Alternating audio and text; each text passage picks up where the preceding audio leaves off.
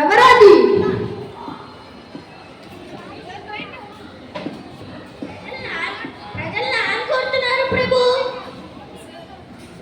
వారిని ప్రవేశపెట్టండి.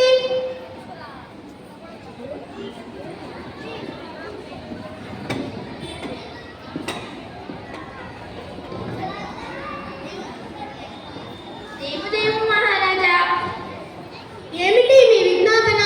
మా తండ్రి గారు చనిపోతూ మాకు స్థిరాస్తిగా 17 ఏనుగులు ఇచ్చారు. అందులో 1వ భాగం నాకు, 2వ భాగం 2వ పానికి, 3వ భాగం 3వ పానికి అని రాశారు. అది పంచటం వీలు కాక మా గజబలమును మీ గజశాలకు తోలుకెళ్తున్నారు ప్రభు. చనిపోయిన వ్యక్తి మేధావి, ప్రభుభక్తి పరాయణుడు కాబట్టి ప్రభువులకు చెందేటట్టు ఈ ఆస్తిని రాశాడు. ఈ సమస్యలు ధర్మాధికారులైన మీరు పరిష్కరించలేదా? ఎన్ని విధాలు ప్రయత్నం చేసినా హింస చేయకుండా భాగాలు పంచడం సాధ్యమయ్యే విషయం కాదు ప్రభు. ప్రభువులు మన్నించాలి. కావున ఈ గజాలను గజశాలకు తోలటమే పరిష్కారం.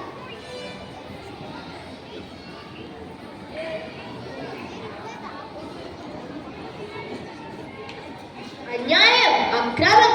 శ్రీకృష్ణదేవరాయలు వారి కొలువులో ఆశ్రితులకు దయాదాక్షిణ్యాలకు చోటు లేదా? ఎవరయ్యా మీరు? మీ నామధేయ ఈ ప్రాంతం వారైనా? ఇంత ధైర్యం చేసి ప్రభువులనే తప్పు పట్టడమా? బంధించండి మహారాజా. మాది కృష్ణా తీరం. కార్లపాటి రామన్న పంతులు గారి కుమారుడులు. రామకృష్ణ కవి నామధేయం. కాళికాదేవి వరప్రసాదులం. మీరు ఈ సమస్యను పరిష్కరించగలరా? మీరు అనుమతిస్తే మహాప్రసాదం. ఈ సమస్యని నేను పరిష్కరిస్తాను. కానీ ఒక షరతు. ఇందులో రాయలవారి పత్రగజాన్ని కూడా చేర్చవలసిందిగా ప్రార్థన. అక్కడ పంచవలసింది 17 ఏనుగులు మాత్రమే రామకృష్ణ కవి గారు. ఇక్కడ పంచేది కూడా 17 ఏనుగులు మాత్రమే తాతాచార్యుల వారు. సరే, మొదలు పెట్టండి. అట్లనే మహారాజా, నాకు ఏనుగు బొమ్మలు తెప్పించండి.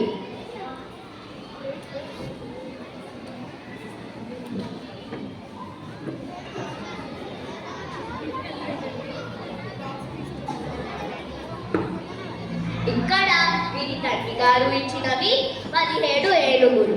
ఇక రాజుగారి భద్రగజంతో 18 ఏనుగులు అయినవి. ఇక మొదటో వాని వాట 1వ భాగం 18లో సగం అనగా 9. ఇవిగో ఈ 9 ఏనుగులు తీసుకో.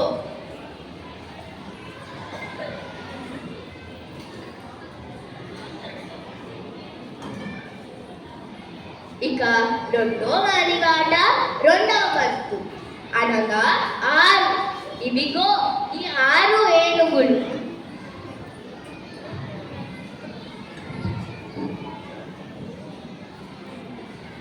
ఇక మూడో వాని వాట 3వ వంతు. 6లో 3వ వంతు అనగా 2. ఇవిగో ఈ 2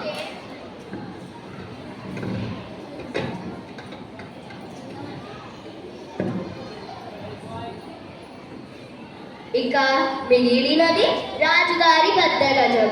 ఇది రాజుగారికి. లెక్క సరిపోయింది కదా అప్పాజీ? శభాష్ రామకృష్ణ కవి. ఈ రోజు నుండి మీరు మా అంతరంగికులుగా అష్టదిగ్గజ కవులలో ఒకరిగా జీవిస్తున్నాను. ధన్యోస్మి ప్రభు. నా జన్మ ధన్యమైంది.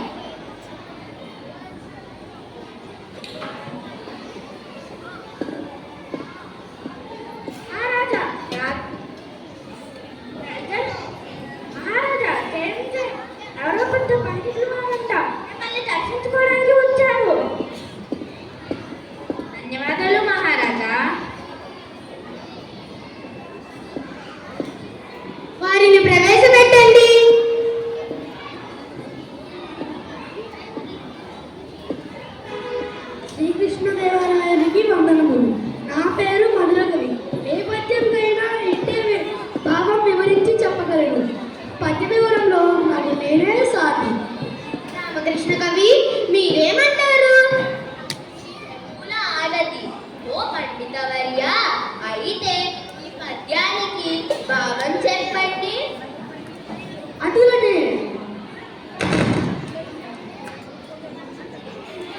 మేకతోకకు మేకతోక మేకకు తోక మేకతోక మేక మేకతోక మేకతోకకు మేకతోక మేకకు తోక మేకతోక మేక మేకతోక మేకతోకకు మేకతోక మేకకు తోక మేకతోక మేక మేకతోక మేకతోకకు మేకతోక మేకకు తోక మేకతోక మేక మేకతోక మేకతోక తోక మేకతోక మేక మేకతోక తోక మేక మేకతోక మేక మేకతోక తోక మేక మేకతోక మేక మేకతోక తోక మేక మేకతోక మేక.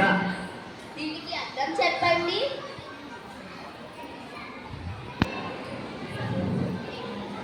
దీనికి అర్థం నేనేమి చెప్పగలను? సభలో నవ్వులు పాలకుండా తప్పించుకోవడం మంచిది. మహారాజా, దీనికి అర్థం నేను రేపు చెప్తాను. నాకు సమర్పించండి. ధన్యవాదములు.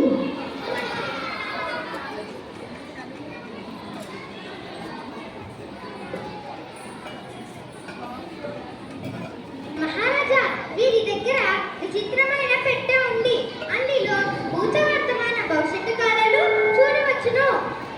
అడిగినా ఇది బహుచిత్రంగా ఉన్నది. అప్పాజీ, ఇలాంటి వస్తువులు మనం ఎప్పుడూ చూచి ఉండలేదు కదా. అవును ప్రభు, దానిని మేము పరిశీలించవలను. అలాగే మహారాజా, మేము అది నీకు ఇప్పుడే చూపెదము. రామకృష్ణ కవి వీడు న్యాయబద్ధంగా అన్నా తమ్ములకు ఆస్తిని పంచాడు. అదే మాట్లాడంలో న్యాయం చట్టం ద్వారా ఎలా జరిగిందో చూడండి.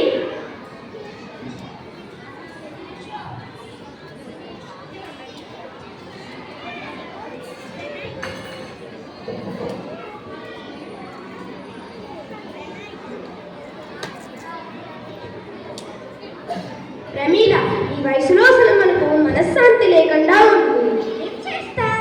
ఇద్దరు ఆడపిల్లలు కంటే నాదే బుద్ధి తక్కువ. ఒక మగపిల్లడు ఉంటే ఈనాటి పరిస్థితి వచ్చేది కాదు.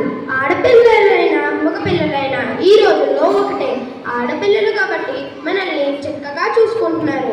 నా తమ్ముడిని నమ్ముకుంటే వాడు మనల్ని మోసం చేశాడు. చిన్నప్పటి నుండి తమ్ముళ్లను చెల్లెలను ప్రేమతో చూసినందుకు వాళ్ళు మనకి మంచి గుణపాఠం చెప్పారు.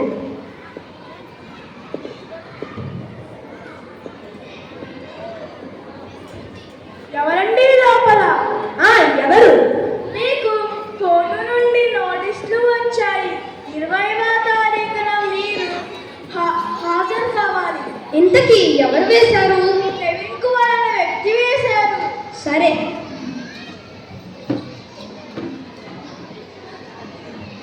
చూసావా ప్రమీల, నీ మేనల్లుడు ఏం చేశాడో?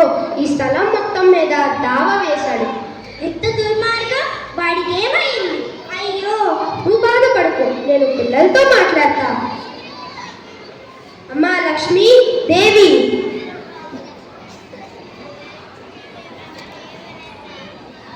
మీతో కొంచెం మాట్లాడాలి. చెప్పండి నాన్నగారు. ప్రవీణ్ నోటీసులు పంపించాడు. నాన్నగారు, మనం తినకో ఆస్తి నిలుపుకున్నాము. ఈ రోజున ధరలు బాగా పెరిగేసరికి వారి కన్ను దీని మీద పడింది. అందుకే పెద్ద మనుషులతో పెట్టి దీన్ని సరిచేద్దాం. లేదక్క, వారి కోర్టు నుంచి వచ్చినప్పుడు కోర్టు ద్వారానే మనం తెలుసుకున్నాం. నువ్వు అనుకున్నంత సులభం కాదు కోర్టు ద్వారా తెలుసుకోవడం. లాయర్లకు ఫీజు ఇవ్వాలి, ప్రతి ఒక్కరికి డబ్బు ఇచ్చుకుంటూ రావాలి. నాకు తెలిసిన సత్యం గారు అనే లాయర్ ఉన్నారు. ఆయన న్యాయబద్ధంగా ఉంటేనే కేస్ హ్యాండిల్ చేస్తానంట. అయితే నాన్నగారు, నువ్వు నేను వెళ్దాం. సరే అక్క, బయలుదేరుతాం. ఫోన్ చేస్తా.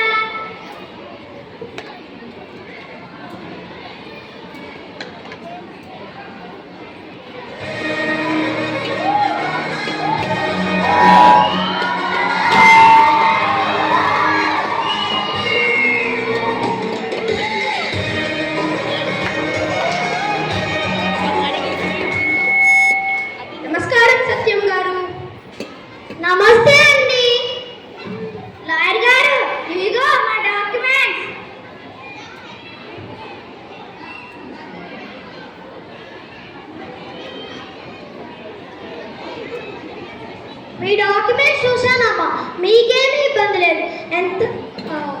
మీ ఆస్తి మీకు వచ్చేటట్లు చేసే బాధ్యత నాది.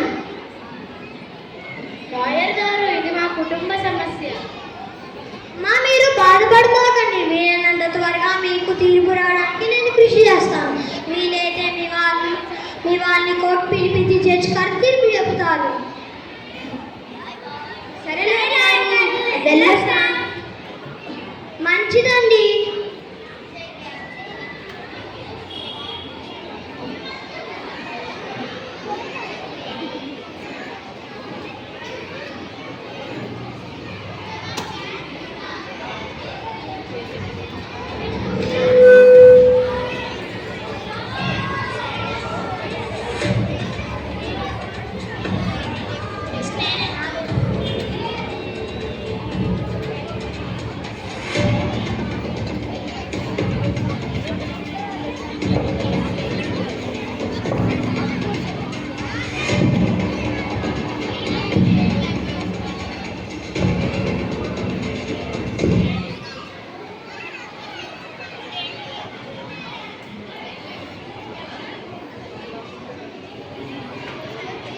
దేవి, లాయర్ గారు ఫోన్ చేశారు. రేపే జడ్జ్మెంట్. సరే అక్క. నాన్న, మనం బయలుదేరదాం. సరే, బయలుదేరదాం.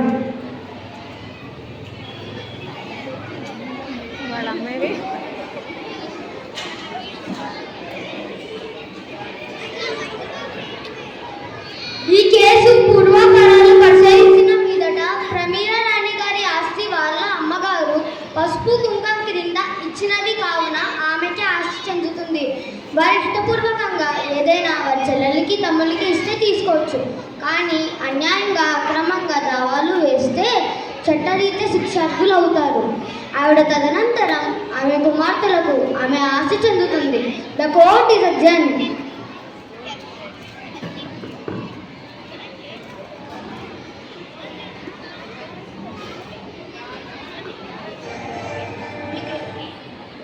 ఎంతో రుణపడి ఉంటాం లాయర్ గారు. లాయర్ గారు, మీకు కృతజ్ఞతలు. ఇందులో నేనేం చేసింది లేదు. మా చట్టం ఎవరి చుట్టం కాదు. దాని పని అదే చేసుకుపోతుంది. నాన్న, మనం గెలిచాం.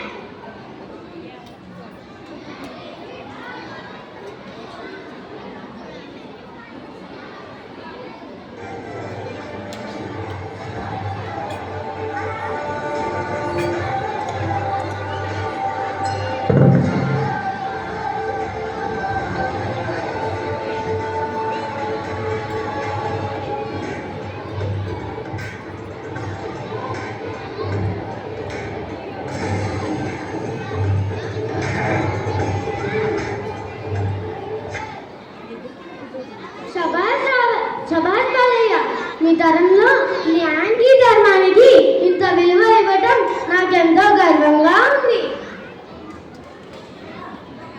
నాటి మా చరిత్ర నుండి నేటి చరిత్ర వరకు న్యాయ పోరాటం, ధర్మ పోరాటం జరుగుతూనే ఉంది. మనిషి ఈ పోరాటంలో ఎన్నో సమస్యలు ఎదుర్కొంటూ తన ప్రయాణాన్ని సాగిస్తున్నారు. విద్యార్థులారా, మీరు రేపటి భావి భారత పౌరులు. ఏ సమస్య వచ్చినా, అన్యాయం జరిగినా న్యాయంగానే పోరాడుతూ సమస్యను అధిగమిస్తూ ముందుకు సాగాలి. అప్పుడే మీరు రేపటి తరానికి నాంది అవుతారు. దేశం సుభిక్షంగా ఉండాలంటే మనిషికి కావాల్సినది తిండి, బట్టలు, నివాసం, కనీస అవసరాలు. వ్యవసాయ రంగాన్ని, విద్యా రంగాన్ని, సైనిక రంగాన్ని అశ్రద్ధ చేస్తే మన దేశం ముందుకు వెళ్ళదు. కాబట్టి సాంకేతిక పరిజ్ఞానంతో పాటు పంట పొలాలను పండించడం, విద్యను అందించడం, సైనిక రక్షణ, సమన్వయ పాలన అవసరం. ఇవన్నీ క్రమంగా జరిగినప్పుడే దేశాభివృద్ధి జరుగుతుంది. జై హింద్.